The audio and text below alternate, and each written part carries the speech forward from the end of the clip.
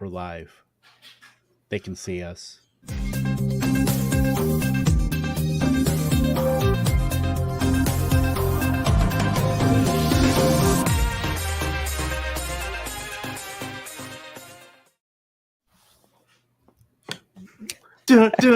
Now we're really live, and now they really can see us.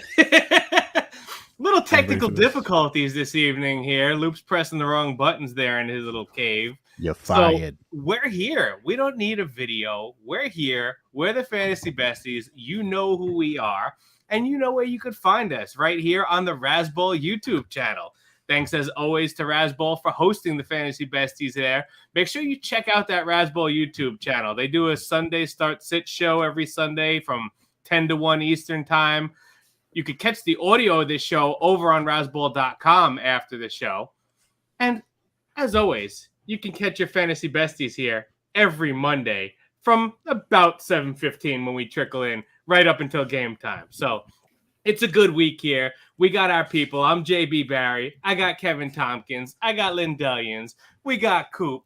We got Loop. The whole Besties are here. The whole crew is here. And we're going to recap week 5 for you. We're going to talk about a lot of different things today, okay? A lot of things went down this week. So, Coop, why don't you get us started with your first down, brother? What do you want to talk about? What did you see yesterday, this week, that you want to talk about? And don't let it be Evan Engram, even though he had a great game. Stud. But I have to talk about a tight end as a tight end guy that is even more of a stud, apparently. I mean, listen to these stats this guy has this season. Like, off the charts. He has 1 target. He has 1 reception. He's got 2 receiving yards. 2 receiving yards. And he's the tight end 3 in fantasy football. What are we doing? What's happening? Why is Taysom Hill so good at football? Why is he unstoppable, dude? Like, and then finally he showed everybody what he can really do. I mean, like, his stats are amazing. 100% completion percentage, right? 100% catch rate. But this guy only throws touchdown passes. 20, what is it, like 13 yards a carry, 12 yards a carry, something like that. Like, guys, what are you going to do? So, I don't know. For me, in my tight end rankings, up to this point, I was like, well, I'm not going to rank a dude that is just a touchdown coin flip, but like, he's more than a touchdown coin flip at this point, right? Like, you got to rank him somewhere. So my rankings from now on are going to be high floor, high ceiling, which is Andrews and Kelsey. And then I personally lean into ceiling. So it's going to be the, medium or low floor guys, but high ceiling guys. Then it'll be the guys that are like, good floor, but bad ceiling, like the Higbees and the Tyler Conklins. Before I get to the touchdown dependent guys, Taysom Hill's going to go into that spot. He's got to. So he's got to go in the rankings. Super annoying. Everybody email Sleeper and ask them to remove tight end eligibility for this player. He's a special teams player that does gadget goal line plays. So please, thank you. Send those emails. Thank you. Isn't it crazy, dude? Like, isn't it crazy? I was thinking about you yesterday as I was having this conversation. One of my boys loves Taysom Hill, and he's not really a football guy. He plays in one fantasy league. So he just loves the aura of Taysom Hill and what Taysom Hill is. So he's at my house yesterday. We had my son's birthday party, and he's watching all these Taysom Hill touchdowns and loving every second of it. And I'm like, dude, this is terrible for all of us that put in the work and play real football players in our fantasy lineups. And now somebody's going to, make 150 lineups in DraftKings, and they're going to win because they were dumb enough to put Taysom Hill in their lineup. Or maybe we're the dumb ones that aren't using Taysom Hill. And I thought of you, Coop. I was like, Coop would never classify this dude as a tight end. This goes against everything that tight end gurus like yourself think about when you do your analysis. Doesn't it drive you nuts? It drives me insane, man. And it's all week long, we think about what might happen in the game, like which players might be fantasy relevant in a normal game. And then here comes Taysom Hill. He's like a Dementor from Harry Potter, just sucking all the fantasy value out of this entire offense, right? It just ruins everything because you think oh, well, this guy will catch the passes and this guy, might get the rushing touchdowns. No, everything's Taysom Hill, dude. To be fair, who was going to do it? Alvin Kamara, Chris Olave, out with a concussion. Thomas and Landry were gone. Who was going to do it? Adam Troutman? Come on. No, apparently not, dude. Taysom Hill, animal. wagon. Meanwhile, Started. Adam Troutman finished top 10 too, didn't he, at the position this week, Coop? Like, what a weird position. What a weird week for the tight end position. Like, just the weirdest names up there in the top 10 this week that it's like, why do you even draft a tight end? Like, Linda, doesn't that give your kickers validation, Linda? No. Like, tight end might be worse than kickers at this point. That was not how are kickers conversation was going. How are kickers the enemy when tight end is a fucking crapshoot? Dude, I never besmirch kickers, but you're always trying to be mean to I them. know, because I catch way more flack than you, man. It's like you had me in the first half. Like, it's like the guy on Twitter who said, DJ Moore is a diva and he should really be earning targets despite, the coach got fired and the offensive coordinator sucks. And like the quarterback sucks. And come on. But it's still his fault, Kevin. I was saying, it's hard to predict that Daniel Bellinger would score a rushing touchdown, but at least the tight ends are scoring them. How many kickers had a rushing touchdown this week, Linda? All right. You know what I'm saying? All right. Well. All right. So doing all right. Well, me. You're the one sends those tweets. I see those tweets, dude. I did not send a single tweet this weekend about it. And do you know what? I drafted a lot. So I'm just saying that shows great like I was like being really nice to you. Really proud of you. It shows personal growth. Yeah. But I have to tell you I'm being nice though. It's important. Hey, by the way, guys, just a heads up, be careful what you say here. Fantasy Receipts just DM'd me. I'm not kidding. Said we're listening to you live right now. Don't bring your shit. Don't absolutely no takes tonight. Just wait till they start clipping stuff, dude. Like wait till they start like clipping shows. Then we're gonna be a big. I'm going to scrub the YouTube channel right now, dude. All right, Kev. So I'm sure that your favorite thing wasn't a kicker or a tight end. I'm gonna guess it was a wide receiver. Was it not? You are all wrong, and you are all stupid for fading Gabe Davis. So 98-yard touchdown, 60-something yard touchdown where he ripped the damn ball away from Nick Fitzpatrick. Like, that is a grown-ass man play right there. So the thesis of the play for Gabe Davis was always, can he earn targets? And admittedly, maybe he's not a big target earner, but you know what? Fantasy doesn't have to be like this super hard Rubik's Cube, 300-sided, kind of thing. Play a good player that's playing alongside of a great player in Stephon Diggs in a great offensive environment with Josh Allen throwing the ball. Like, how difficult is that? Now, he's running 85 to some games 100% of the snaps. He's clearly healthy now after his ankle injury. So you know what? Like, stop with the Gabe Davis discourse. Like, he is a fine player that, you know what? There are some outliers with guys that they're deep threats. Remember Deshaun Jackson? He was never a high target guy. He was a deep threat. And he was pretty good for fantasy, I think, back in, I know a lot of people that are watching this probably don't even remember playing Deshaun Jackson because I'm apparently a boomer. And I guess by extension, so is JB because he was a little older than I am. But yeah, stop fading Gabe Davis. Stop it. Like right now. Kev, would you say he's better for best ball? Maybe. But I'm still fine putting him in my lineup. Favorite wide receiver tag, bro.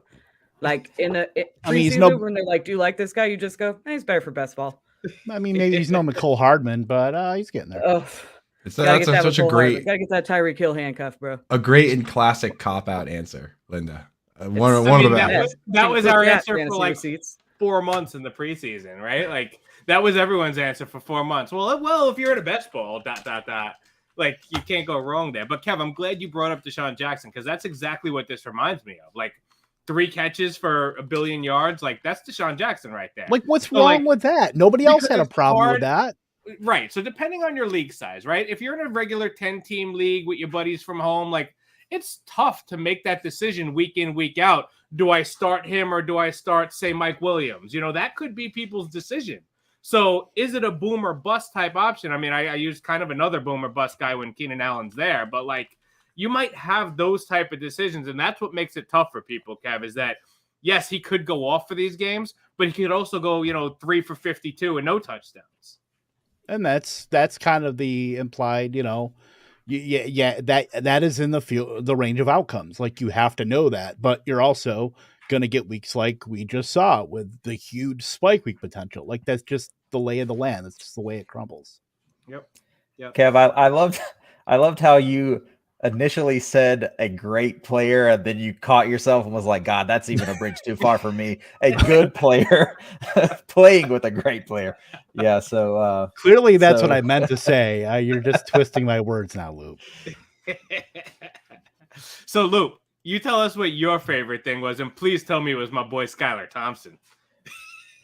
No, I wouldn't even say it's my favorite thing, but just to jump off the conversation that we had last week about the concussions and all those protocols being updated. Well, you saw that come to fruition this week, and it just so happened that it came to pass in the Dolphins game with their quarterback again was right at the center of it. So they've really been through the ringer there with the concussions. You had 2 weeks ago, you had was it a concussion? Was it not a concussion? Tua stumbling around, comes back into the game. Then the Thursday night is when he gets knocked out. And then here we go. Teddy Bridgewater is going to start, and we think he's probably going to be okay, and we'll take care of the Jets. At least that's what Dolphins fans were thinking. But he didn't last very long in the game. And what it seemed like from everything that I read was that based on the old rules, he would have been able to come back in.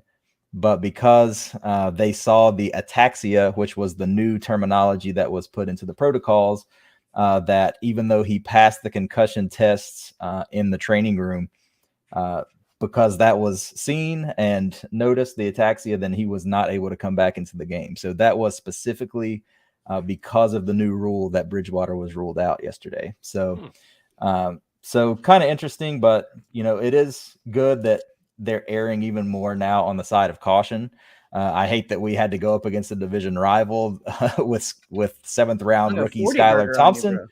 Yeah, so the defense could have helped prevent that a little bit and given him a chance, which they did not. But all that is to say that I'm glad to see that the protocols have been increased and that it's already taking effect, and you're already seeing these outcomes where players are being protected from themselves pretty much even more than they were before. So hopefully that will lead to better player safety moving forward. I got a question for you, Lou, as a Dolphins fan. You got 2 candidates here, both on the Dolphins, for whitest name of all time. Is it Skylar Thompson or is it Tanner Connor? Wow, no disrespect for River Craycraft. The whitest name all the time might not even be for a white dude. Like Gus Edwards is arguably the whitest name that you can have, right? Like River Craycraft and Braxton Berrios should be wearing like Sperry topsiders in freaking Martha's Vineyard. Skylar Thompson throwing to Tanner Connor. Are you kidding? Hey, I got Skylar Thompson in my dynasty league, so I'm happy. I like to see. Yeah. Congratulations, dude. The only person a 75 team said that? Is that like a 75 team league, dude? That's the 35 team 40-man roster league that I tell you about. That like I literally had to pick up like Drew Brees last week because like I just needed a third quarterback. Bug Flutie's on his taxi. That kind of then I guess that kind of is pretty sick. He's my QB too, baby, right behind Marcus Mariota. Whoa. Yes, I am in a rebuild. And yes, I have 2 first. Boy, I hope so. Good Lord. But Loop, you're absolutely right. I love that the league is taking steps for the player safety. We talked about it a couple weeks ago with the Tua thing, and now you see them ready to make a change, and that's good for the players' health. These guys are out there grinding. They're getting hit hard. They're putting their bodies at a risk to entertain us. And yes, they're making good money for doing so, but their health matters. And it's good to see that the league actually recognizes that. That's right, Toronto Dave. Marigoda. Hey, Linda. Real quick break. Anthony, I see your question there. Throw your throw your wide receivers in the chat and let us know if you start throw your running backs in the chat. I want to see who else you have before we weigh in on that. And then hopefully by this time we can get your this week's opponent to also throw his lineup and ask for a trade too, and you can kind of convert the two. Then we'll analyze the entire thing. Yeah, Take this whole thing down from the top. And Aaron, we'll get to your question in a minute too. I want to get from Linda what her first down take is from this week. It's just the awesome Brian Robinson story. I mean, how do you not root for a kid that just got shot in the offseason, like right before the season started? But his ADP rose a significant amount those final 2 weeks of like drafts before the season started. And like he was moving his way up. They had said he was going to take over for Antonio Gibson. They said he won that RB1 spot. Like everything was pointing in a good direction for him. And obviously it's just great that he was okay, but to come back in 6 weeks and they posted that clip of him talking about where is my mentality going to be when I'm on the field and how am I going to react physically when I'm in a game and getting hit. So it was just great to see him on the field again in such a short time after that awful event he had to go through.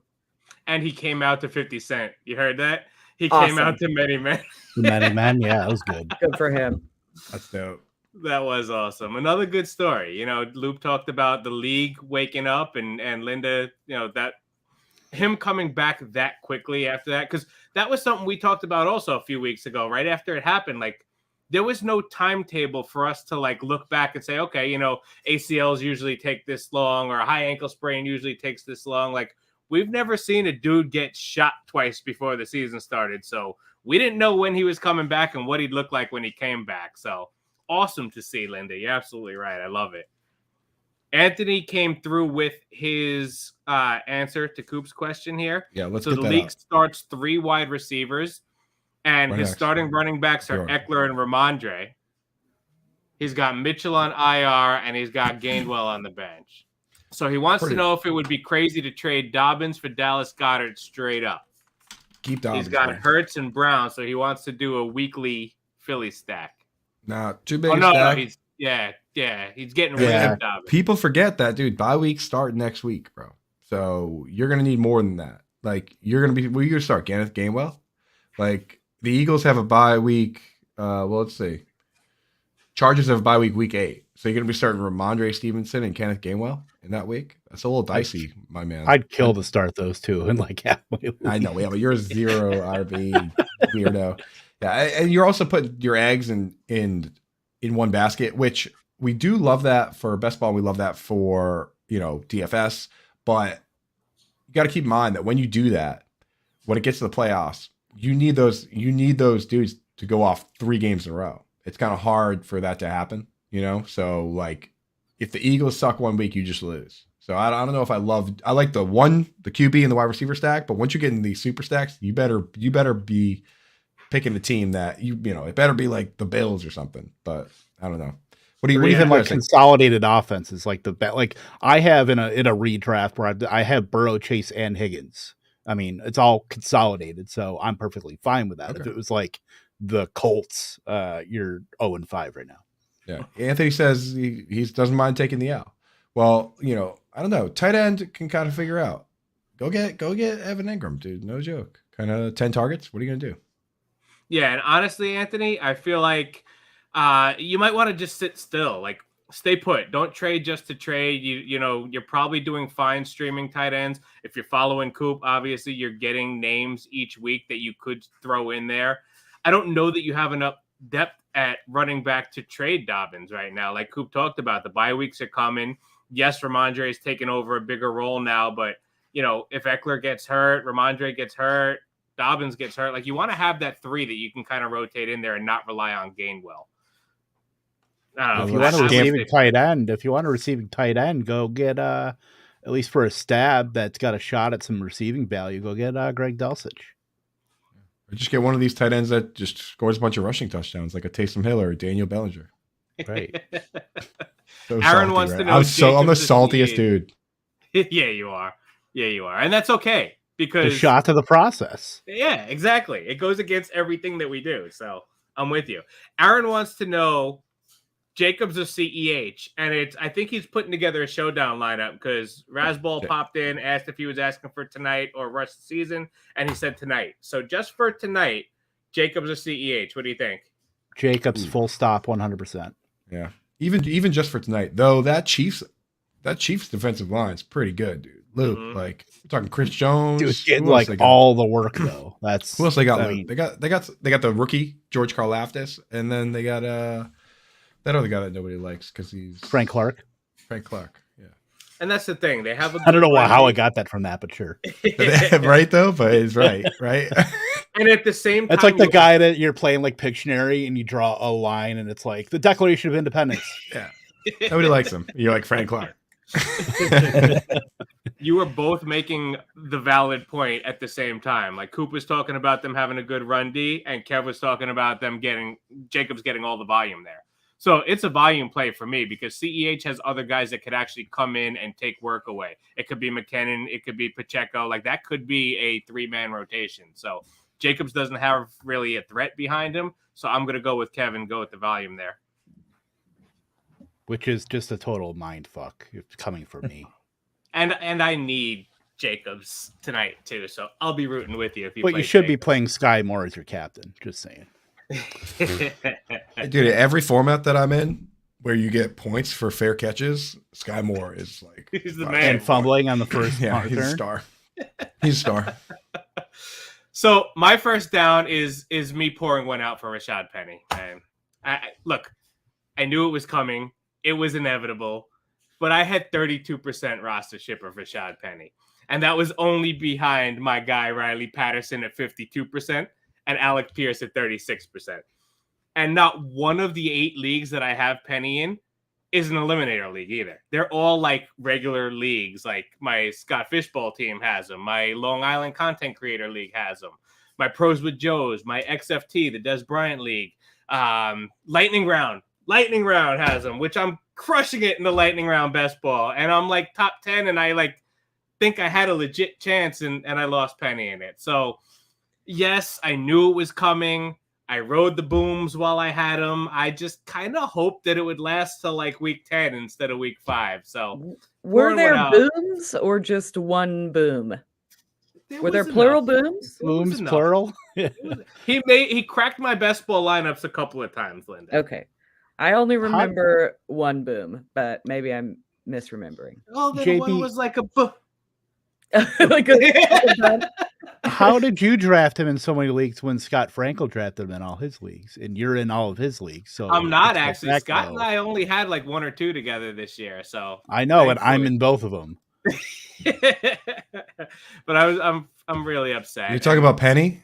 What, it was just such a good value. How did you draft him if Frank Amarante drafted him everywhere? Because I'm a Frank. But yeah, I mean, look, it was going to happen. We knew it was bound to happen. He wasn't going to stay healthy all year, but I just hoped it would last a little longer. It was a great value in whatever, the 9th round or whatever. Then, all right, scampers. Let me live, man. Let me sulk. Let me pour one out for my guy. Now I got to actually like go active in waivers tomorrow and pick up some bum for a guy that I was invested in. So, and we'll talk about that later. Yeah, we will. And I'm going to use those waivers and the Kevin Tompkins injury report to make those. So we'll talk about that later. But I want to talk about Penny's teammate. And we're going to call this the I ain't right backstory, right? Because everybody wrote him off, but you heard him after week 1. Everybody tried to write him off, but I ain't right back. Geno freaking Smith, guys. Like, what an incredible couple of weeks it's been from Geno. 268 passing yards yesterday with 3 touchdowns. He had 24 fantasy points yesterday. He had 31.7 the week before, and he had about 20 the week before that. So that's like a 3-week stretch where, like, he could be started in fantasy football leagues. Who would have thought we'd be sitting here week 5 saying that about Geno Smith? DK and Lockett are both playing well. We were fading them in draft season. Everybody was like, well, you can't trust the quarterbacks there. But they're balling out too right now with Geno. So what's going on? Is Geno Smith the real deal, Loop? What do you think, bro? The real, I mean, I think that's a little bit of a stretch to say he's the real deal. But I do think in a super flex league that that he's very startable at this point. If you want to use him as your QB2, there's some guys like Matt Stafford that are underperforming that it's hard to trust right now. So if you have the opportunity to put in a guy that is playing well and you can trust a little bit more like Geno Smith, I think you're fine to do that. These big games have not come against the best teams. So that would worry me a little bit. When they played a really good 49ers defense, I think they only put up 7 points. So you're going to have the weeks where they just get blown out by some better teams. So that will lead to some more passing, but against the really good defenses, I think he's going to struggle. He's played well, but he's not an elite, legit starting quarterback. Nope, wrong. Geno Smith is a super mega star. Okay, so Coop disagrees. So I'll be honest, Coop's probably right. So I'm just gonna turn it over to him. No, Luke backing out before Rashid catches them, right? I'm kidding, bro. Yeah, they'll definitely catch me on that one, dude. Yeah, I mean, dude, hey, NFC Player of the Week. What do you want me to say? But maybe Geno Smith isn't a super mega star, but I don't know, dude. Maybe he is. He's totally startable. Like, I'm with you, Loop. Like, if I have Matthew Stafford and I'm worried about it, like, I would start Geno Smith over Matthew Stafford right now. I started Bailey Zappi over Matt Stafford. My only argument with the take, Loop, is you got to go hotter, baby. You got to go spicier, dude. Geno, like, he's looked awesome. Tyler Lockett is so back, right? DK Metcalf, animal. Will Disley, he's out there doing stuff. So, I mean, like, what are you going to do? What are you going to do, right? Kev, you in on Geno? No. Me or Kevin? I was laughing. Both of you. No, Kevin, you can go I'm first. not. Yeah. He's top 7 last 3 weeks, but I think he's a fine streamer. I just don't know if I'm really basing my entire lineup around career journeyman Geno Smith. Like, Sam Darnold was like top 7 in the first 4 games of last year too. And, you know, the other shoe's going to drop eventually. I mean, we were all praising Carson Wentz for the first 2 weeks of the season. Like, the ebb and flow of the season, it just has not hit Geno Smith yet. Like, if Geno Smith is a top 5 quarterback, here, this is for you fantasy receipts, by the way, if you're still watching. If Geno Smith is a top 5 quarterback, I will eat this ream of paper that I have up my desk by the end of the season. How about top 10, Kev? Make it top How many 10. pages are in a ream? Some marbles. I don't know. It's a lot. 500. There's like at least how many? Well, the reams I've Linda had in my get- office are I don't know. Linda I have like a Linda get clerical on us. I don't know. I don't have my composition notebook to look up the chart on that. But Dude, one piece of paper uh, would be a real problem. yeah, exactly. It's 500 pieces of paper. Yeah, it's pretty much like that. But anyway, yeah, I don't think Geno Smith is like going to be a top 5 quarterback, but yeah, he can be a fine, especially with bye weeks now. He can be a fine streaming quarterback that's at least has a bit of an upside. I mean, we're basing the hype around Geno Smith over him playing the Detroit Turnstiles and the New Orleans Saints. So call me the pessimist in me is saying no, but you know what? Prove me wrong. We do call you the pessimist. That's your formal nickname. You just don't know it. Yeah. From a fantasy standpoint, I'm with Kev. This is in the other group chat. But from a real life standpoint, I think he's a superstar, and Seattle should just give us Drew Lock back because we deserve it. See, and that's why you're salty, Linda. That's the only reason you're a hater on Geno is because he's keeping your boy Drew Lock on the bench. Like, that is why. It's because we lost that trade by a lot. Russell Wilson is so bad, bro. Do you know how nice it is on Sundays when I don't have to watch him? And then one day there's only one game on TV and they're like, fucking sit down and watch all of this. And also overtime in case that wasn't enough. You want to rip your eyes out. People were like, oh, I turned it off. Not me. Sat through every torturing Buy 4 quarters, get the 5th one free. I was watching that crap on my phone from a hotel room. Like, that makes it worse, Linda. Like, I couldn't even text or I couldn't even like go on Twitter. Like, I had to sit there and watch this crap game on my cell phone. Like, it was awful. My favorite part is that Noah Fant was also in the trade and Albert Okwuegbunam was playing like 2 snaps a game. He Like, really is. just quietly also traded away their tight end. That was good. Yeah, Denver houses the most Clunksville of tight ends. Listen, Albert. you go back- I saw you go- one play. I swear there were like 7 tight ends that I counted on a single play, and none of them were Albert O. None of them are good, dude. It's like What Eric is- Sauber, what Eric has the higher- Tomlinson. Like Yeah, 10 what dudes has named bro. 10 Erickson and Andrew, right? What has the higher number? The letters in Okui Bunam's last name or like his targets on the season? It might be the last His name. last name. The last Letters. name for sure, dude. And that's what's so funny. And look, revisiting the trade, is Noah Fant for Russell Wilson even fair? Just straight up. I wouldn't take that in fantasy for That's sure. like a super flex trade. Like not even fair. They It would realize have it's to like be 100 picks. 6.5 tight end premium to even. There's like 100 picks and $500 million involved. It's all right. It's Walmart money. I'm going the other way, guys. I'm with Toronto Dave. Put some respect on Gino's name. Quit playing is exactly what Toronto Dave said.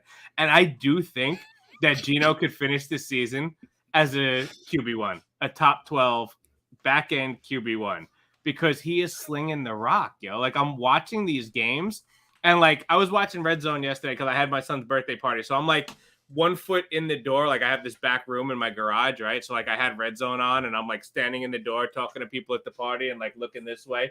And I'm just watching this dude like sling BBs at his receivers. And I'm like, who the? I walk in and I'm seeing Geno Smith just firing balls like Tom Brady style, like through tight windows into like double coverage. And it's like, how is Geno Smith doing this? Like, maybe it's some, secret juice or whatever he's got going on, but like Geno juice. He's killing it right now. And I'm believing just, from what I see with my own 2 eyes, like he looks really good, and he can run when he needs to run. He can pick up a first down with his legs. So Kev, you talked about like, oh, well, we can't judge him off playing the Falcons and the Lions, whatever, but he plays the Cardinals twice. He plays the Giants. He plays the Jets. He plays the Raiders. He plays the Panthers. Like, he plays teams that he could put up points against. Like, I don't know, guys. I'm getting on, man. I'm getting on, and I'm gonna say, here you go, receipts. Geno Smith finishes the season as a back-end QB1. Dude, I like how we started and we were like, no takes. And since then, everybody's been like, this is going to be my hottest take all season. Super megastar. I'm still laughing at Toronto Dave's tight end house in Clunksville, Colorado, by the way. I'll That's tell what you, I'm about. I got a couple weird bets. The Front Yard Fantasy Show, like we do like 3 hours every morning, so weird bets come up. I have one bet that Tua isn't a top 10 quarterback. If he is a top 10 quarterback, then I have to wear a crop top Cowboys cheerleader uniform on the show. So rooting pretty hard for anyone, Geno Smith, anybody, to sneak their way in the top 10 and make sure he's not top 10. The other one is related to Russell Wilson. I have another bet that the Broncos have a better record at the end of the year than the Raiders. And if I lose that one, I have to eat a tomato on the show like an apple. So like I'm heavily do that right invested. now. What's wrong with that? See, well, that's the thing, dude. I don't like tomatoes. So, well, I guess I do like them on a Imagine. BLT. I like them on a BLT, but like eat it like an apple, dude. That's crazy talk. So, Yeah. I'm pretty heavily invested in this Geno Russell Wilson narrative. I'm not sure how I got roped into all of that, but go Geno and Russell stinks. Go Geno.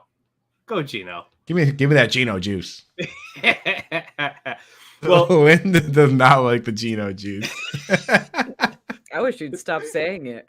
Lynn is just thinking Can't, about dude. that New York Giants gift that's going around that I posted at the end of the day What yesterday. in the All hell? right. Let's hit a couple trades. Let's hit a couple. We have some comments in here. We have Queek says thoughts on me trading Jeff Wilson / Mitchell and Bateman for Pittman.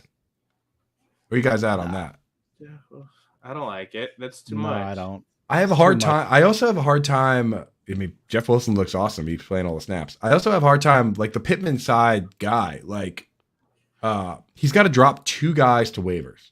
You can't find one other guy on his bench. Like, look at the worst guys on his team. You can't sneak another guy in the trade, right? Because like, unless you're trying to clear spots to add guys from waivers for yourself, 3-for-1s, you should be able to sneak at least his second worst player off his bench. Yeah. So I would look at that and say, because he's going to drop him anyway. So you just go to him and say, hey, you're going to drop this guy anyway. You mind if I get this guy so I don't have to fight Free waivers waiver for him? claim, pretty much. Yeah. So and I like Pittman, but it's too much. Yeah, I would try and negotiate that in there because if, depending who that player is, maybe now the trade makes a little more sense. But I'm not sure. Would you guys trade Jeff Wilson straight up for Michael Pittman right now? Not the way the running back landscape I'd is say nowadays. I'd say say it's not even. right now for sure. I'd say it's even, but we also saw the worst case scenario each week for the Colts last week. Best case scenario, he gets 15 targets and catches like 10 of them for $120. So Week one, Pittman was a lot of fun, but every week since Pittman has been the pits. Like, thanks, it's Matt not Ryan. good. Yeah, I'd rather terrible have I'd rather have Jeff Wilson, and then if you even have one IR spot, I'd rather have the Mitchell and Bateman guy. You know what I mean? Yeah. I look. I like you being active there. I just think you're giving up too much, Queek. I don't mind you trying to buy low on Pittman, but you didn't buy low. You overpaid a little bit. So, and then we got another one, JB. If you want to read Nick's. Yep. Nick asked, should he trade James Robinson, and who should he package with him? Lockett, Lazard, or Hopkins? I'm not What sure. are you trying to do? You trying to upgrade? If I'm you not could moving trade Tyler James Lockett, bro. Robinson for an asset that's more stable, I would absolutely 100% do it. Yeah, and I'm sure ETN Kev would is say eating. package him with ETN is Lazard, eating into all of that work right now in Jacksonville, and James Robinson benefited very much from positive game scripts. Right now, Robinson's trending down, ETN's trending up with receiving work. So, if you can get something in return for Robinson, that's going to help you. Go get Tyler Lockett right now, 9 for 107, 9 for 76, 6 for 91, 5 for 104, and 2 touchdowns. Like he's like the wide receiver 7. Like for me, Tyler Lockett, I'm not trading. Toss him and Lazard for something. Yeah, get Lazard out of there if you're going to get rid of one, but don't get rid of Hopkins until we see what Hopkins does. If you're trading Tyler Lockett, dude, you better be getting back like RB9. You know what I mean? Well, that's the thing. If you're going to package Robinson with like Lazard, who are you targeting, Linda? Like what level of running back would you be looking to move up to from Robinson? Like a Leonard Fournette? Yeah, probably like a Fournette. No. Somebody that's those guys that do well, but you don't notice that they're doing well. Aaron Jones. 100%. Aaron Jones is another really good one. Yep. I like that. Okay. All right. Yeah, Queek, I see what you're trying to do. Queek said he feels like it might be a good idea to trade Wilson now before Mitchell comes back and they split the backfield. But that's like one of the few backfields that you're okay having both of them. Like if you have Chubb and Hunt, if you have, Dillon and Jones, like it's one of those backfields. And I think that Wilson has done enough that even when Mitchell comes back, he's not just handing that job over. Wilson looks great. So I'm going to hold on to Wilson where I have him. But you know who didn't hold on to what they had? Carolina Panthers. Story of the day. Carolina Panthers finally got rid of Matt Rule. And while we don't like people losing their job, sorry, feel bad a little bit, Matt, but 38 games, he went 11-27 as the head coach. 11 wins in 38 games. If most of us do our job that poorly, we're probably going to get canned too. So Matt Rule's gone. We're not getting an $80 million check on the way out the door. My Phil Battle meter's pretty low. Yeah, that's a good point. I wouldn't mind that. And he'll probably get a job in college somewhere. I don't think he lands back in the NFL. I think, he showed that he can't have the respect of a professional locker room. I think he'll be okay going back into the college ranks. But guys, with Matt Rule now fired, who would you say is the next head coach that's on the hot seat? And tell us if you also have somebody in mind that would be the best fit to take over for the Panthers. Cool. Go ahead. You know, would be the most hilarious fit to take over for the Panthers? Joe Brady. Right? Imagine choosing Matt Rule over Joe Brady in this economy. They were like arguing, right? They were arguing, and then like he fires Joe Brady, and then all of a sudden we're like, wait a second, maybe Joe Brady was right?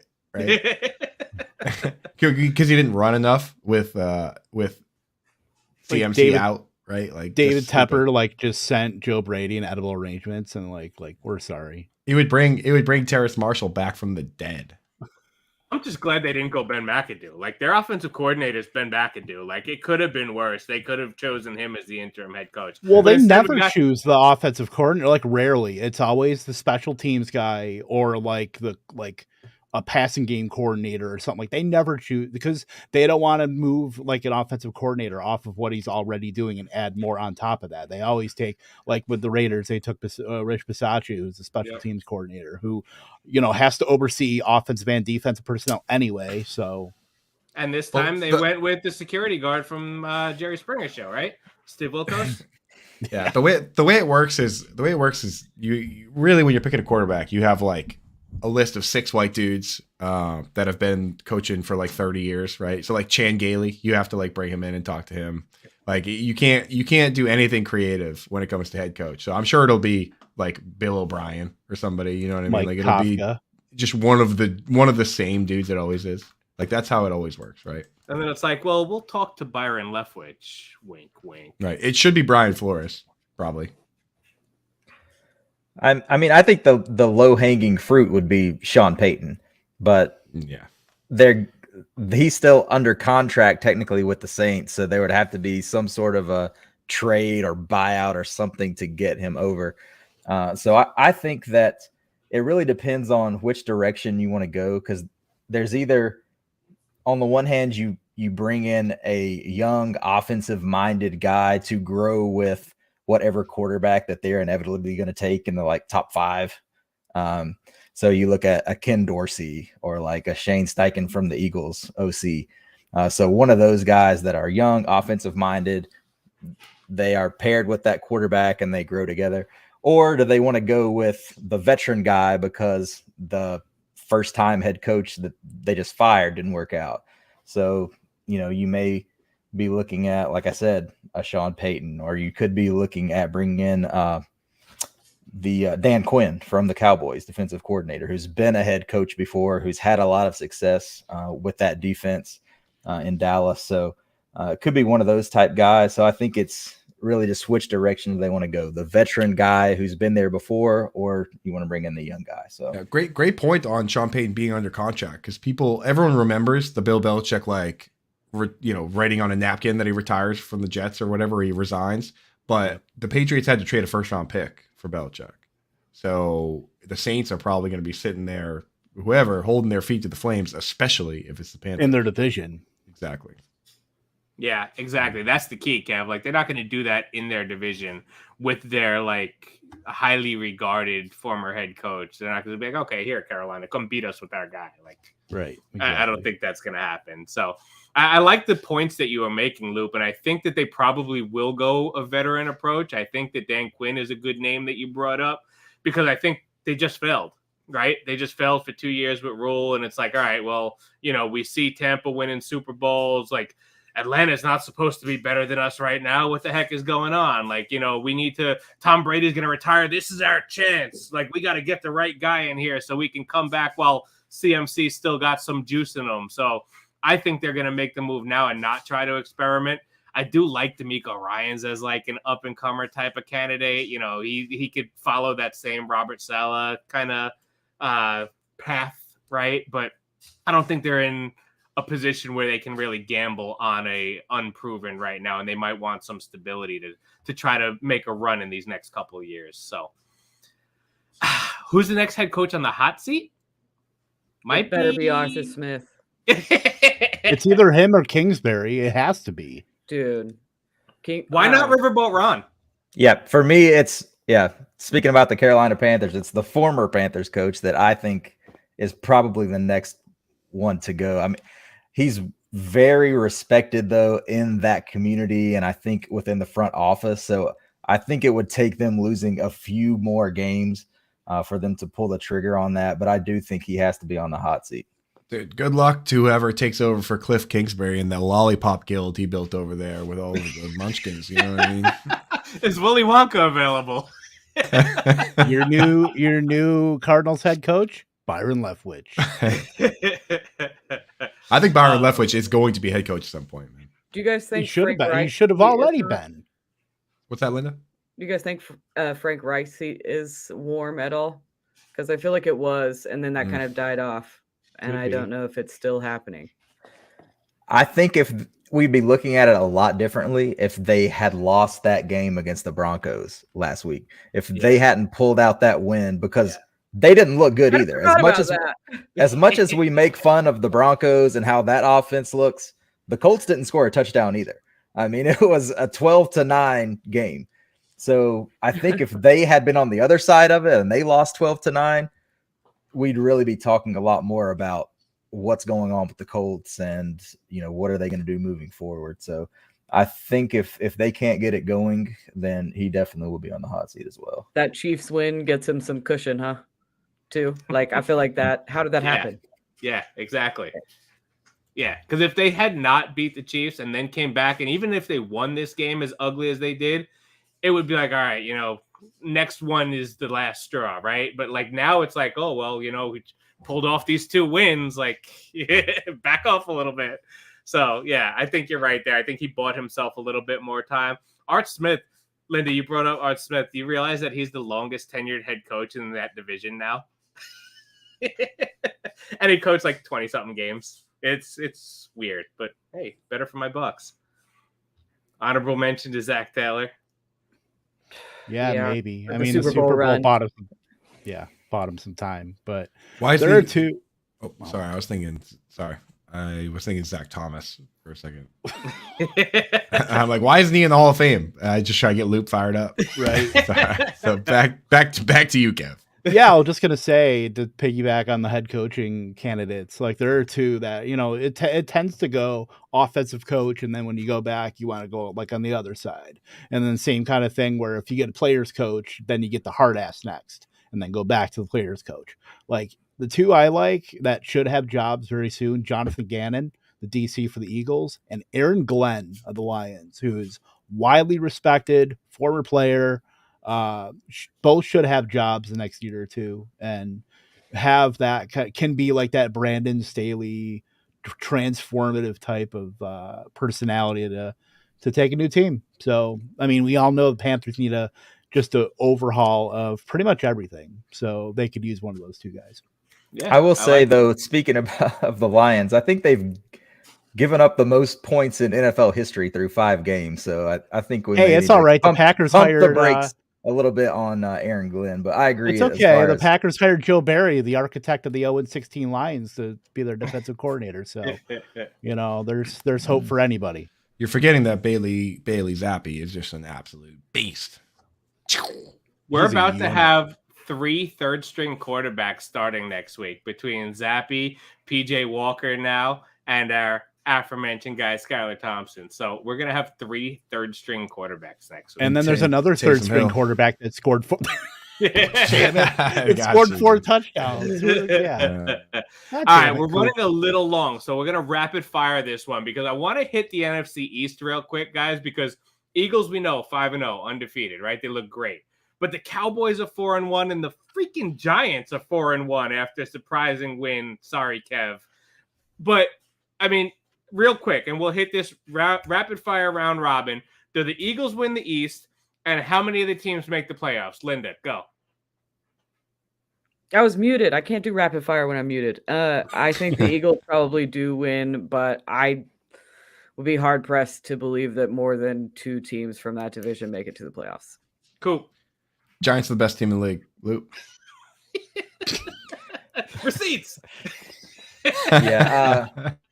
I do think the Eagles win. They have the best combination right now of offense and defense. They're the most complete team, I think, in the division. But I'd like to see what Dak looks like when he comes back. If his thumb is fully healed and he's able to sling it, then I think that they have a good chance to make a run at it as well because their defense is really, really good. Kev. Eagles, Cowboys wild card, Giants suck. That's all I got. I'm with you, but being less harsh on the Giants. I think the Eagles win the division. I think the Cowboys make the playoffs. And I think the Giants somehow just miss out. Like, they shouldn't even be in the conversation, but they're going to just miss out on the wild card. So, sorry, Giants fans, but, I mean, reality's got to set in, right? Speaking of reality setting in, Kevin Tompkins, injury report. Hit him!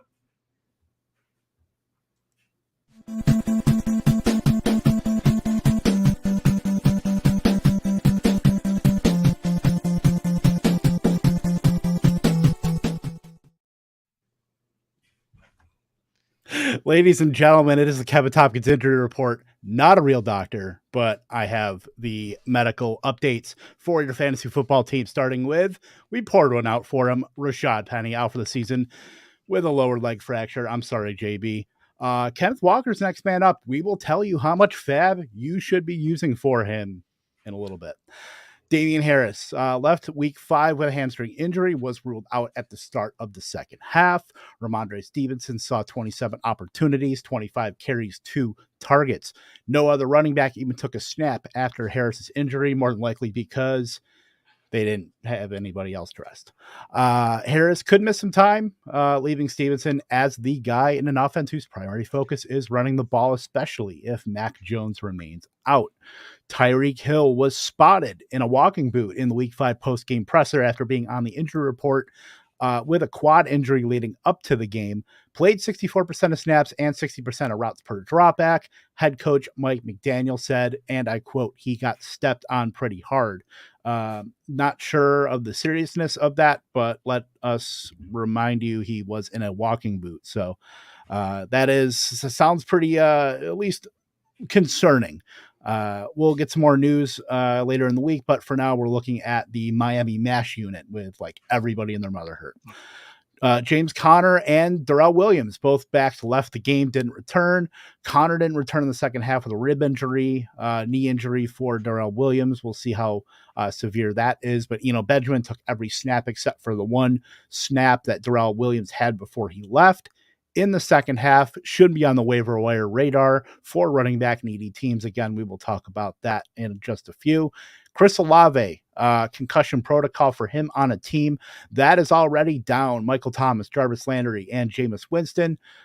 Seeing Olave hit the back of his head on the turf, not great, Bob. So was ruled out, enters the concussion protocol this week, and as we know, that is very fluid. And that is the Kevin Tompkins injury report. Again, not a doctor, not a medical licensed doctoring guy.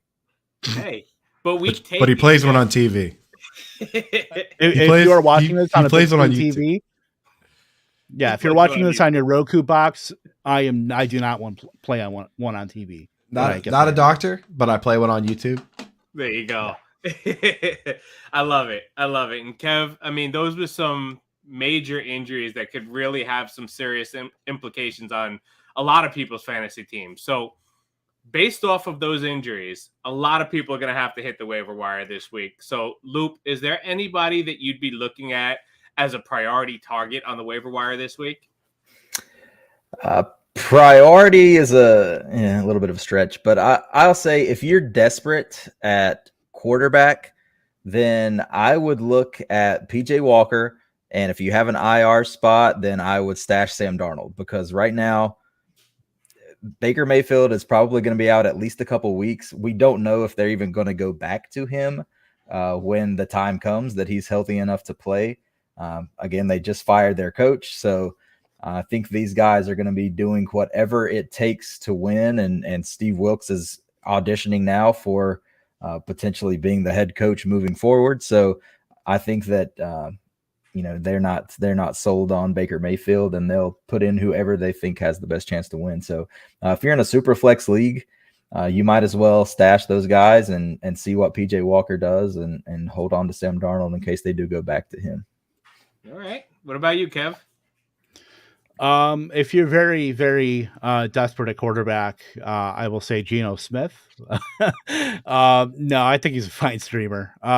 Also Alec Pierce. I mean, we talked about the Colts game, and there really wasn't much to take from that. But I think one thing that we can take from that is that Alec Pierce might have actually sewed up the second pass catcher for the Colts next to Michael Pittman. Like, I think this game in week 5, the Thursday night game, was probably the worst case scenario for the Colts as far as their passing game. But Alec Pierce, 8 for 81 on 9 targets, 75% of the routes. Like, that's a pretty good sign for him.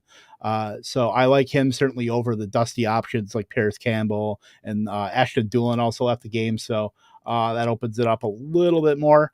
Also, deeper guy I really like, Taekwon Thornton made his return for the New England Patriots. He played a lot in the second half when that game was not really too contested, or not Um, Coop, I saw that, by the way.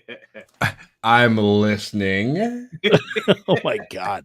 Yeah, Nelson Aguilar left the game with a hamstring injury too and didn't return. So I think that could have maybe been a little bit of an audition. I mean, we know Jacoby Myers is going to be that guy, and the quarterback situation is very fluid. Mac Jones is going to come back in the next couple weeks or whatever, but Taekwon Thornton has a chance to maybe carve something out where not a lot of other receivers have done so, and he's a deep threat as well. Not quite Bethel Johnson where he was all speed and no anything else, but he was a second round pick, and that's all I got. Chad Jackson. You think he's more Bethel Johnson or Chad Jackson? I think he's more Bethel Johnson, honestly. I mean, I think he's better. He's Bethel Johnson. If I don't know, he's better than Bethel Johnson. I got nothing. They're both those dudes are just all speed. No, nothing else. Great and Madden. Track stars. I'd love to transition that Patriot right to Coop's pickups, but I love the Alec Pierce call, and I just checked, and my 36% rostership, one of them is in the Lightning Round Best Ball Championship. So that makes me feel a little bit better about losing Penny there. How am I doing in Lightning Round? Not as good as do you really want to know? Am I like dead last? You're like 6th from last, actually. That's actually pretty good. The thing is, I've always been kind of a second half best ball player. So who's your second half waiver targets, Coop? So I figured since I'm the tight end enthusiast, I would do some tight ends here. Evan Engram obviously is going to be a guy that is probably, I mean, anytime a guy gets 10 targets, he becomes popular, right? Like that's how that goes. But one that's kind of sneaky is Cole Kmet, right? So the real problem here is that they're calling the pass plays. You can't really blame the coaches because they called 36 pass plays last week. This week they called 32. It's Justin Fields isn't throwing it, right? Now, when you look at quarterbacks, 90% of dropbacks for most quarterbacks, they actually throw it, which makes a lot of sense. In fact, we probably shouldn't even have to discuss that, right? You call a pass play, 90% of the time they throw it, right? Like then there's some mobile quarterbacks who that number is like 80. So with the 90% guys, the non-mobile guys, those other plays are sacks and obvious throwaways that don't count as targets or attempts, right? With the mobile guys like Jalen Hurts, Lamar Jackson, that number is somewhere in the 80s because you have the scrambles too. The number for Justin Fields right now is 67%. Yeah. Literally, yeah, Linda, right? Like they call a pass play, he only throws it 2/3 of the time. And once again, this week, they called 32 pass plays. He had 32 dropbacks. He only threw 21 times. That's right in line with that same 1/3 stat. Yep. So, like, throw the ball, dude. Just throw the ball. Like, if he just actually throws the ball at a normal level that a normal quarterback might, then Darnell Mooney, Cole Kmet, Cole Kmet last week played 61 of 62 snaps. This week, he played 45 of 50. Like, the dude's playing the whole game. He's running all the routes. Darnell Mooney ran 32 routes. They only threw 21 times. What's going on, dude? Throw the ball. And especially for a guy like Kmet, that's a great point, Coop, because if they start getting on fields, you have to throw more. Okay, he's going to take the short pass to his tight end. So I like that. So he had three for 3 last week, 4 for 4 this week. Next week, obviously 5 for 5. I know how patterns work. So it's trends. Playoffs, we like to call them in fantasy football. We like to call them trends. 16 for 16. Let's go. Yeah. By championship week, dude. That's how it works, dude. I mean, dude hasn't dropped a pass in 2 weeks. Why don't you throw him a couple more passes? Sounds like a good plan, right? Linda, what's your good plan? Who are you picking up? I have no good plans. I've never had a good plan. But I have, if Williams and Connor don't go, or there's like concern about their health heading into week 6, Benjamin is a great pickup. I've been starting him every week in the team I'm tanking in for Bijan Robinson. So now I'm like, do I have to move him out of my lineup? But I there's like nobody else left there. So it's time to play Keontae Engram, Linda. It doesn't. Not going. He might fall into 10 carries if Fino gets hurt. Well, I mean, Kev alluded to it before with the Penny injury. It's Ken Walker. I know, some leagues he's not available, but if he is, this is the time you're emptying your clip right here. Like, you're going to spend it all on Ken Walker. This guy is going to take over a role in an offense that's notorious to liking to run the football with a coach that likes to run the football. I think he finishes a top 15 back. Like, he definitely has that high-end RB2 potential. Like, this is very reminiscent of what Mitchell did, right? Everybody who spent up on Mitchell last year, like, reaped the benefits of it. So I think this is the guy you do that for. This is the one you're waiting for. This is the one that you're holding your fab for. Like, you're holding your fab for that impact player, that star RB, that zero RB guys, want to spend their money on. And this is going to be your guy. So if you have Kenneth Walker available in your league, empty the clip. How funny is it that we were so hard up for a waiver pickup last week that everybody probably half emptied the clip on Latavius Murray and Mike Boone, and now it's like the post-hype waiver wire ad with Kenneth Walker. I want to mention real quick a guy that I would leave out there, and I'm glad that none of us mentioned, so I didn't have to disagree with you, but De'Ami Brown had a big game yesterday. Don't buy into that. Look, if the 2021 thesis behind drafting De'Ami Brown was always week 5 in 2022. Exactly. Always. And you got the week that we've all waited for, and this is the best game that he will have most likely. The week that was promised. That percent of snaps. Like, just don't so, and that's with no Jahan Dotson, who doesn't have a long-term injury. He played the 4th most snaps among wide receivers. He tied for 4th on the team in targets, and that's without Dotson and without Logan Thomas. Yeah. So he's not a guy that you want to spend a bunch of fab on. I mean, if you can get him for free and throw him in desperate lineups while Dotson is out, I mean, that's fine. But you do want Tevin Coleman, right? You do want I don't. Well, speaking of things that people don't want, we're getting into this game, and a lot of people do want to see their fantasy production. But I know this AFC West battle that we have this week on Monday night is a battle of teams that Linda just hates, right, Linda? So, we'll start with you then. What are you looking forward to most tonight? And we'll go through this one pretty quickly too, guys, so we can get people out of here. My show sheet notes literally say maybe both teams can lose. So that's where I'm at. That would require, I believe, a meteor. So, hey, would you accept a tie? I would. Right. Go tie. Though I think for Broncos fans, you got to root for the Raiders, unfortunately, right?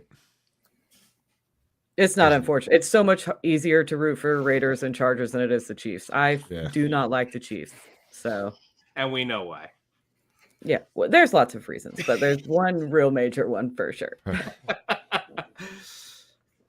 I love Pierre Wilson in the chat. I know we missed it earlier. Pierre Wilson said Carolina will hire Mike Zimmer. That would be that's like the perfect NFL coach pick, right? Like classic. Right. If it's not Wade Phillips, it's Mike Zimmer. Yeah. Coop, what are you looking forward to tonight? Tight ends, baby. This is a premier one, right? Like Kelsey, Waller. Yeah. Yip skittle do. Arugula. Arugula. Loop. Phenomenal. Jim Rome. So what I'm most looking forward to is we get a prime time AFC West game that does not have the Broncos in it. So this is a feast for your eyes after what we've had so far. And then next week, right back down to earth, we get the Chargers and the Broncos on Monday night next week. So enjoy this one while it lasts. I don't want to hear a single complaint about this game, no matter what happens, because dear God, it could be worse, right? So, and it will be. But in all seriousness, as far as the game is concerned, I want to see the breakdown of the Chiefs running backs. What's that split look like? How much does Pacheco get in the game? Is McKinnon kind of falling back behind him, and is CEH still the primary guy, and just see what that looks like. But yeah. All right. I like it. What about you, Kev? In tonight's lead up to the main event, which is obviously Commanders Bears on Thursday, you gotta look to Sky Moore, who is the fact that all these other wide receivers haven't shown up or really stood out I think bodes very well for Sky Moore. Because if MVS was a fantasy stud, or McCole Hardman, even Juju to some extent, like I don't think we'd be hearing much about Sky Moore, but the opportunity is there. He's seeing increased routes in this offense, and I think it's only a matter of time before he makes his way into that Chiefs at least rotation at wide receiver, or more so. So I really like Sky Moore. That I also need 18 points, or I'm sorry, I need Kelsey to outscore Mac Hollins by 18 points to beat Loop's dad Dwayne and Ian Hartitz in King's Classic. So let's go for that. Yeah, and I'm looking from a fantasy perspective too, Kev. I need 9.1 from Josh Jacobs to win my FFPC Football Guys League matchup. So I hope I can get that from Jacobs. He's already got 0.3, so I'm down. I was going to say you need 8.8 now. Yep. And Devontae Adams' twisted ankle, I wouldn't mind too much. Like I'm up 6 in my Scott Fishbowl, and he's got JB. Like, I don't want him to get hurt. Just like you should be ashamed. No, just a twist. No. How dare you? Fantasy receipt. Are you please? Are you listening? He'll be back drag next him. week, like limited on Thursday, full participant on Friday, type of thing. Like just sit out today. Just sit out tonight. That's all. And obviously, Luke makes me sick. Divine Diablo, baby. I'm Luke, watching. Can you play the "Stop It, Get Some Help" video, please? I can't. I would actually love to, because JB, that is you're gonna get canceled for calling for injuries. This is. I'm not calling for an injury. This is Stop it. Get some help. It's not an injury. It's a twisted ankle. I twist my ankle every other day. Like, come on. You could every other we've day. seen multiple players have every other day. Who you, Scott Fish? You could have just been like, hope he has to poo. Yeah, maybe he'll have to diarrhea or something. Whatever. There you go. I think that's much more fair game than twisted ankle. Diarrhea is not an injury. An ankle is an injury. Explosive diarrhea. Boom. Done. Okay. Final thoughts, Kevin. Go ahead, quick. Hit us. Final thoughts. What you got? Explosive plays on the field. Explosive number 2s in the blue tent. Let's go. Boom. Loop. Final thoughts. boom. Roasted. Yeah, I'm just let's just say what Kev said. A lot of explosions. Coop, exploding? Yeah, dude. A lot of poop talk. Let's go. Linda, clean us up before I have to go. Please. No, just say clean us up right after we talk about shitting. Clean us up before I have to go. It's definitely more poop talk. Like all of it, dude. Come on, I'm trying to have a serious final thought, and we're just talking about poop. So it's your fault, dude. Flush the show down the toilet. Yeah, I mean, the only thing I'll say, guys, is don't overtrade. Like, don't trade just to make trades. I made a bad trade this week because I needed a running back. I got Chase Edmonds in that deal. That didn't work out for me. I got smoked by my friend Jacqueline because I traded for Chase Edmonds. And guess who I traded for Chase Edmonds? Kenneth Walker, who was sitting on my bench. So guess what? I needed running back last week. I ended up not getting points from him. And now I don't have this top 15 back. Is this a 2-team league, bro? Stupid. It was a stupid deal. No. It's a 12-teamer. It's a 12-teamer deep bench PPR league. I needed somebody to start this week. That is a bad explosive play. It was. Right, it was. So, ladies and gentlemen, don't overtrade. If you need to, start Cam Akers 1 week, he's going to do better than trading for Chase Edmonds. So, thank you to the audience. Thank you to everyone who tuned in. Check this out. Thank you for Razzball, as always, for hosting us on the YouTube page. Definitely check out the Razzball YouTube channel. Check out the Fantasy Besties Twitter page and Razzball.com. For Kevin, Linda, Coop, and Loop. By the way, next time we come in, Coop's going to be a married man after next week. Stop. So make sure you tweet Coop his congratulations. Send your DMs now, ladies. Next week, I'm going to be... And we're not going to be able to call you Coop anymore? Coop, yeah. Andrew Rose. Andrew Rose. Name, yeah. Ba-ya-ya. For Kevin, Linda, Coop, and Loop, I'm JV Barry. We're the Fantasy Besties. Have a great week, and we'll see you next Monday. Bros before Rose.